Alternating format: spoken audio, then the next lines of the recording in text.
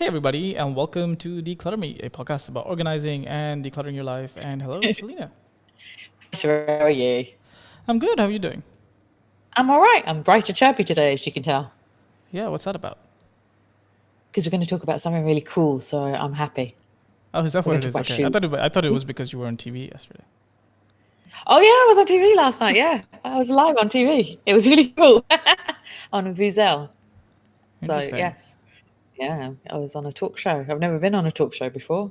Well, Like, we'll leave a link, I think, to the YouTube thing in the show notes if people want to watch. But what do you guys talk about? yes.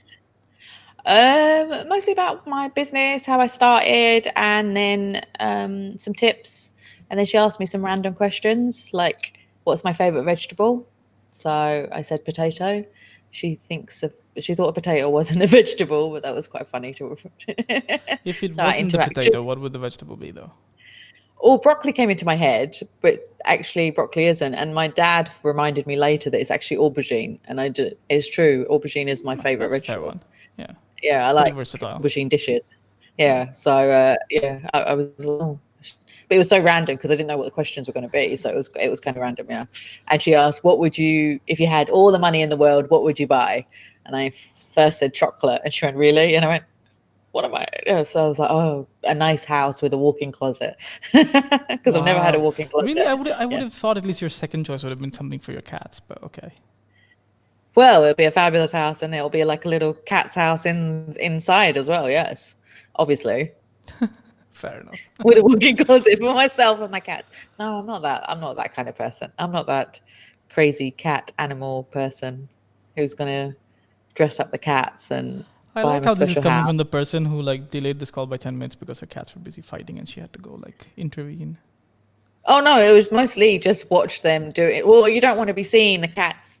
Grr, I don't know what's wrong with them today. They're being very needy. They're nice and quiet now. One's Okay. sitting nearby. Yeah, Well, so so as long as they're there'll be quiet, peace today. let's figure out what are we going to talk about today.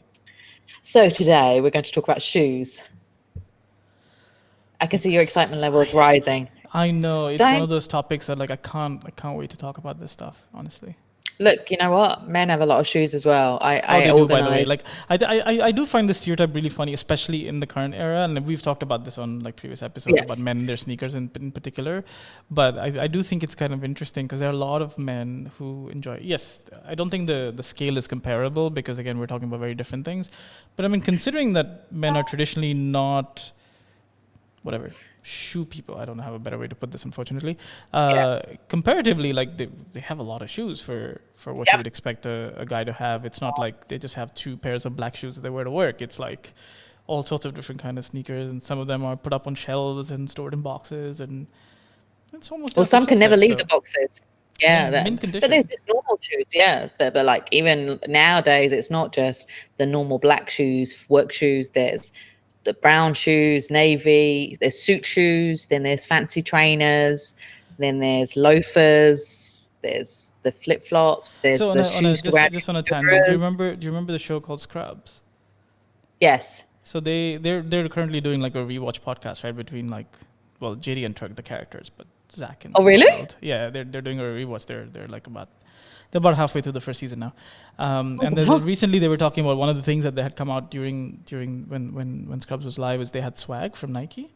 Right. Like you know the Scrubs swag that had come out, and it was so funny that both of them were talking, and Zach Braff, who played JD, was kind of like, yeah, man, you know, like I still have those sneakers, you know, I wear them around. They're quite used and worn because you know, like he's like I wore them very proudly everywhere.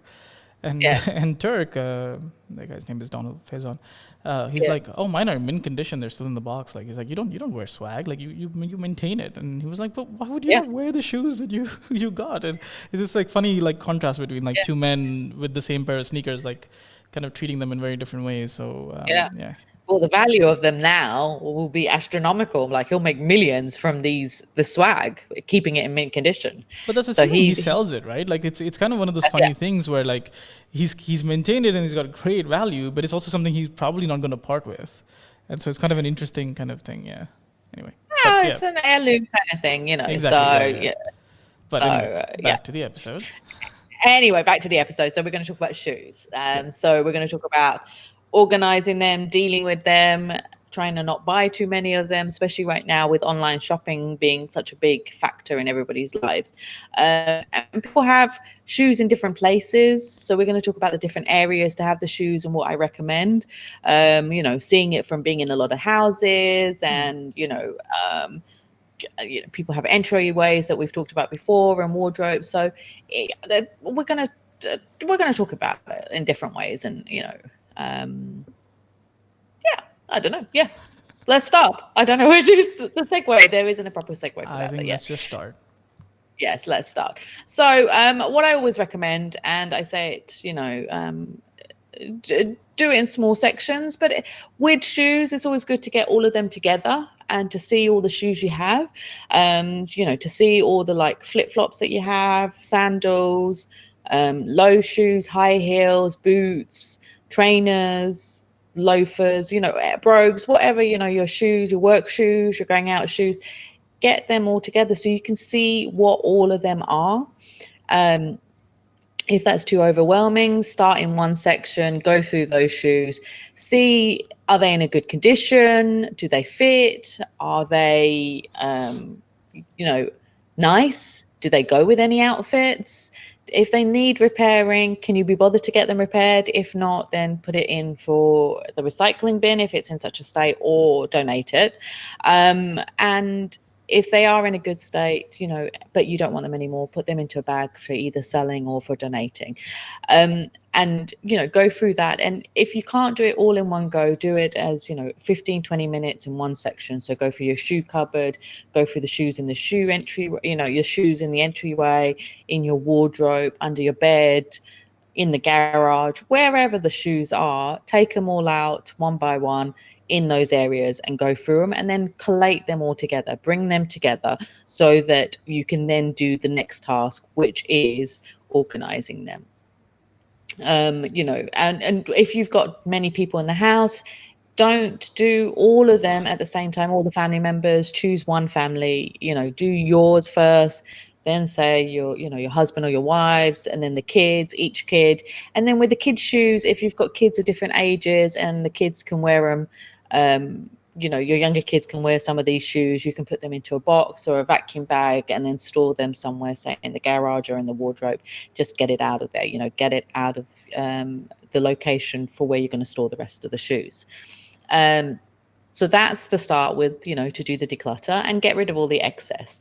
And the next thing is to deal with the entryway. So if you have an entryway and you have certain shoes you're going to wear all the time that need to be in that entryway, decide which of those shoes should be in that entryway. So, pick the ones like your flip-flops, your trainers, your driving shoes. Some people have shoes that are specific for driving. For seasonal shoes. So, if you're in, say, Europe or one of the cold countries, in the winter season, you'll wear certain boots. In the summer, you wear flip-flops. For us, it's more, I have a pair of flip-flops always outside ready to put on, trainers, and then I have my fancier shoes in a shoe cupboard. So, think about those things. So the ones that you're going to use all the time, have them allocated and, put them in one space together so you can figure out how many shoes are going to be put into your entryway. And then you can decide what cupboard or shoe storage solution will be suitable for all these shoes. So you want to make sure you have a big enough unit or a big enough space to fit all of those shoes. It's not worth buying something and then trying to put everything into it and it not fitting, because as I always say, a clutter is things that do not fit into that space. So if you have a small cupboard, or if you have that annoying one, that cupboard that flips open, and then you put the shoes in an angle, and it's really the worst thing ever. Never buy that, because it never fits anything in it properly. And the shoes always slide out as well, especially if they're flip-flops or sandals and stuff. So get a proper shoe unit, bookshelves, cubby holes, or a proper shoe shelf with the proper shelving units. I think people prefer that one, I think, mainly because it's a bit more compact, right? So because it flows inwards, it's a lot thinner and doesn't protrude out so much, especially if it's in an entryway, I think. So that's where it comes from, right? It's not really... It's thin. It is narrow, but it's the worst thing ever. I can't tell you how many people declutter those things. I can't tell you how many times I've had problems trying to take the shoes out. You know, the amount of shoes and stuff that get stuck in there and then get damaged when you're trying to open the thing. It's just, I really don't like them, and none of my clients who have them like them. I know it's bad for business for the certain company that sells it, but it's not well made. It's not. And it can only fit about 4 pairs of flip-flops in it, and about 3 low heels. You can't fit heels in it. You can't fit men's trainers if big feet. You know, it's a lot of things you can't fit in it. It's just pointless. And you know, when you've got a family, say just a normal family of 4, you know, 2 adults, 2 kids, that's, you know, you're going to have about, say, 20 pairs of shoes. You're not going to be able to fit it in that. It's better to get like a proper bookshelf with the shelving units for shoes that you can get from IKEA or from other stores like Home Center and stuff. And then, you know, or just get a normal bookshelf. You can get them from any of these furniture stores and put the shoes in there, line them up. And if you put them alternate ways, you know, the shoes not facing both the same way, but alternate, you fit more shoes into the same level. So that's always a thing to do as well. Excuse me. Another thing to also think about is, you know, do you have dirty shoes coming to the house? So if you have kids playing football or whatever, do you have something to keep those shoes from going on the floor? You know, so for kind of like a boot tray, you can get them on Amazon, or a mat you can get, just so the shoes are always put there next to the door, and then they all be put away into the, you know, the cubbies or the baskets or whatever once they're dry, so you don't have the, you know, mud going everywhere around the house or sand or whatever. Another thing to think about also, you know, I've talked about boots. We don't wear boots that much. I try, and I have 2 pairs, and I try and wear them as much as possible in the winter, which is about like 1 month until I go to Europe. But, you know, there are special boot storage solutions that you can find online.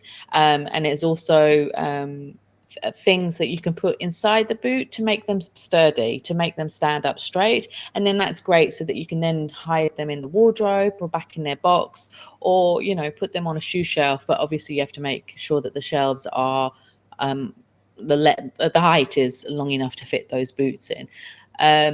So always think about that. I've talked about solutions, cupboards and solutions. A lot of people talk to me about shoe boxes. I'm not a fan of shoe boxes unless the shoes are very delicate.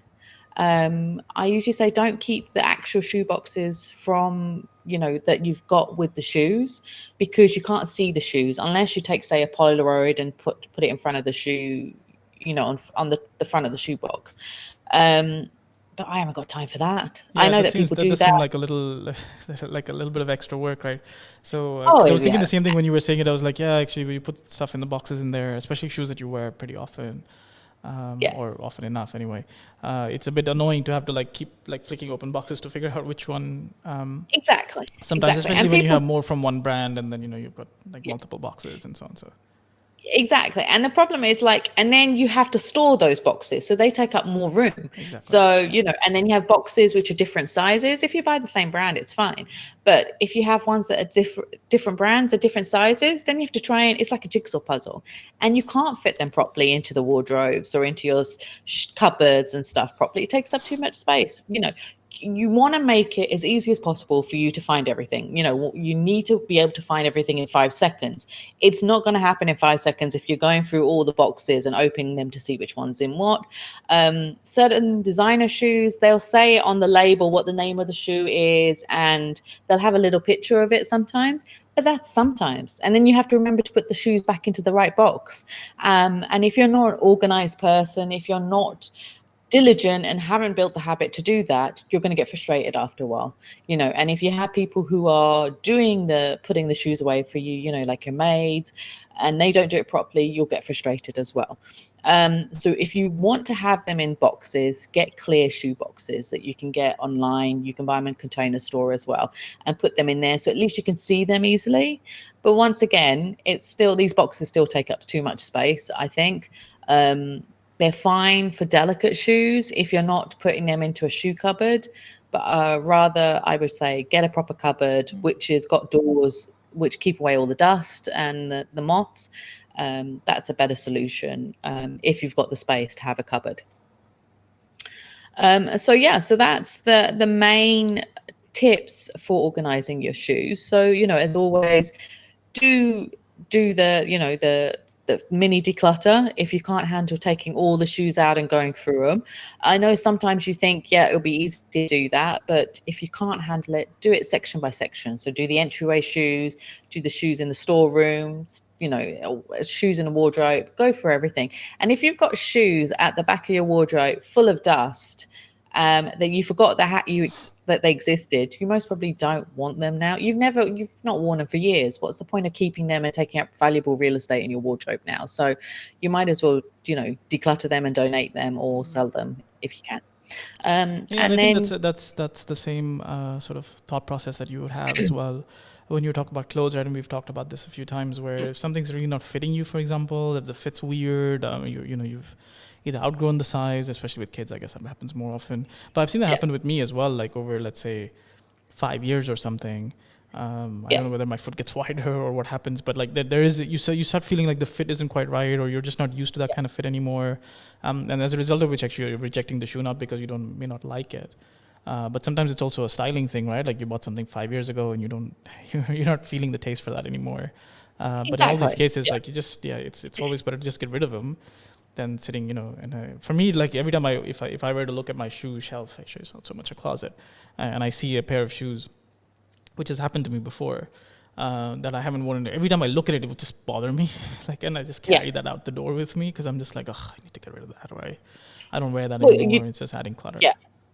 So do that, or you do, as I've suggested before, have a bag just for putting all the clothes and the shoes and accessories that you want to donate. So every time you look in your wardrobe, if you see, or anywhere, if you see a pair of shoes that you don't like, that don't fit, put them in that bag. And then when it's filled up, you can go send it to the donation bin.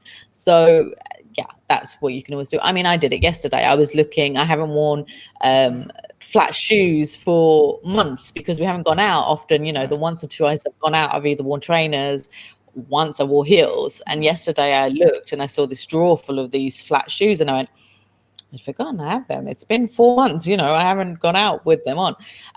So I wore a pair of brogues, but I saw a pair of loafers that I loved, but they're falling apart now. And I was like, why have I still got them? So I need to put that into the recycle bin, because nobody should wear those shoes because they're in such a terrible state now.